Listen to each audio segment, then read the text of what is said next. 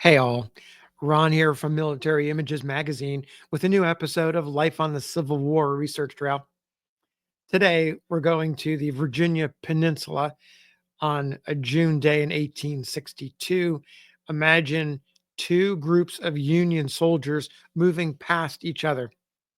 In one line is a limped, bloodied, wounded group of men, troops making their way as best they could to a field hospital.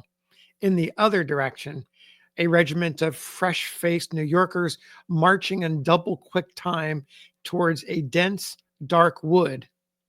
As they passed each other, one of those walking wounded said to the fresh faced New York boys, "You'll catch hell if you go in there." It was an ominous comment, but the New Yorkers already understood that a desperate fight lay ahead. The rattle of muskets and pounding of artillery roared from the woods and fields near the Crossroads farm community of Glendale all that day, June 30th, 1862. And now, as the sun began its descent, so these citizen soldiers plunged into battle. The men, the New Yorkers, belonged to the Empire State's 61st Infantry, and their number included the officer pictured here, Captain Dennis A. Moore.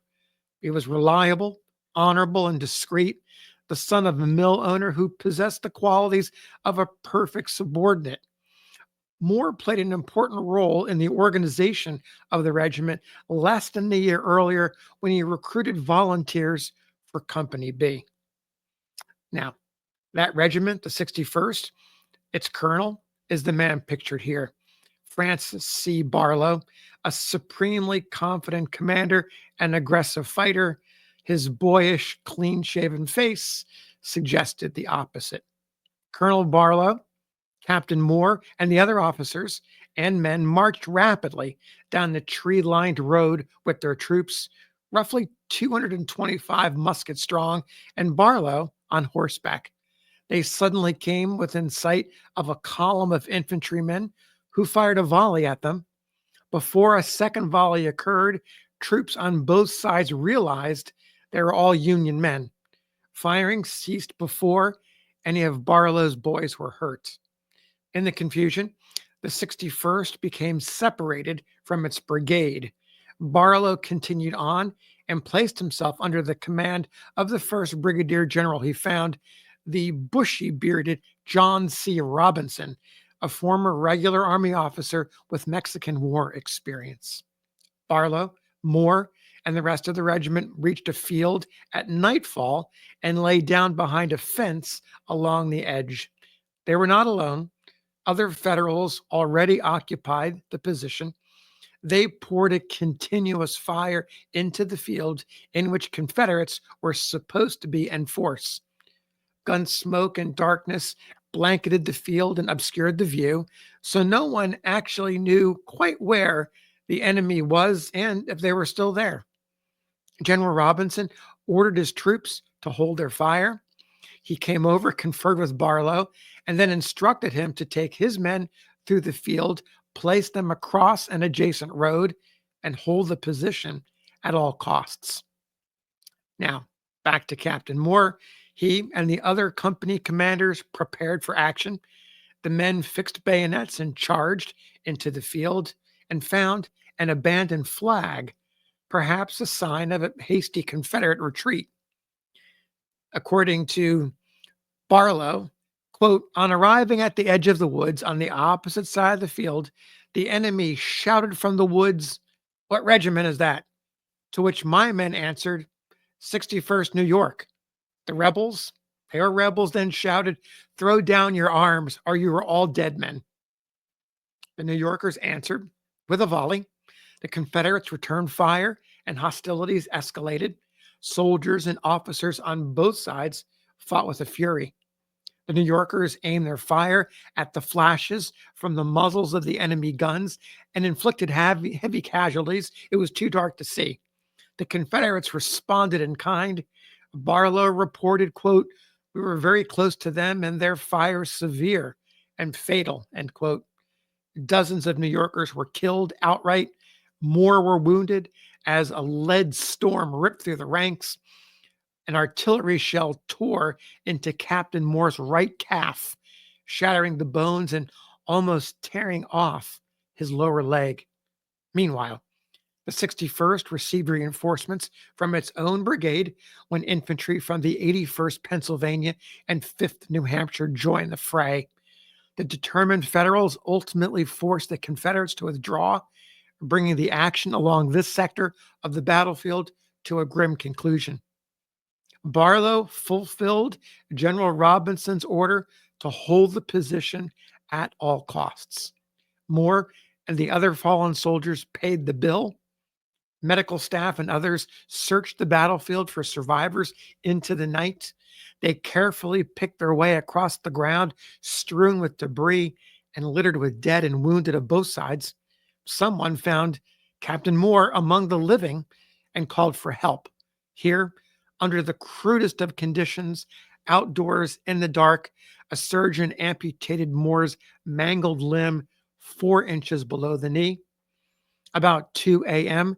on July 1st, the 61st marched away after it received orders to withdraw, part of a larger retreat by the entire Army of the Potomac towards a new base along the James River. Barlow departed Glendale with regret. He said, "The horrid part of this fighting has been that we have had to leave on the field all of our wounded who could not walk away, except such as we managed to carry to the hospital." End quote. Moore was one of those who could not be moved, and he was abandoned with other critically injured people to their fate.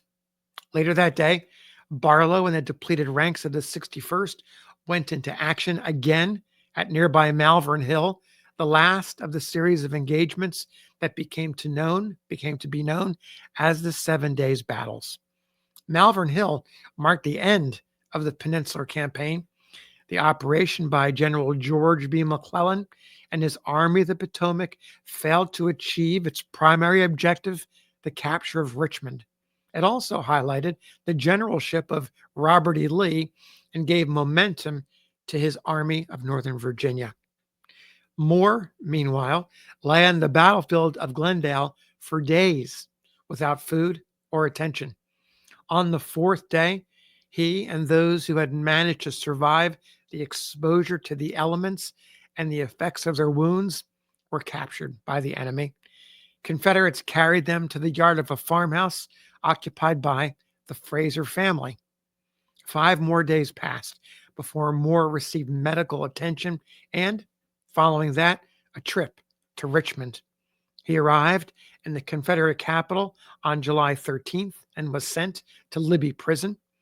Seriously wounded officers at this time were among the first to be released, and so it was with Moore.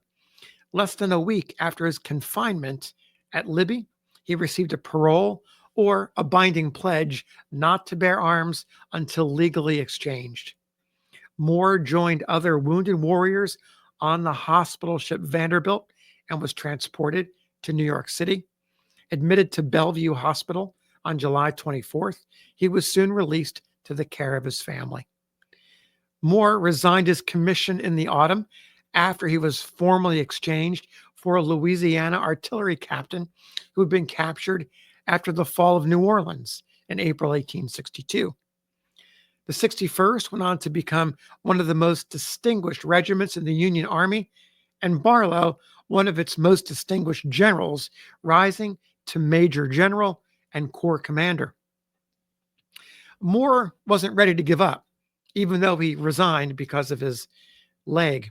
He was still eager to serve his country, and he returned to the Army in the summer of 1863 with the Invalid Corps. It was a new organization for veterans who were unfit for combat duty, but still able to perform in some way, some help.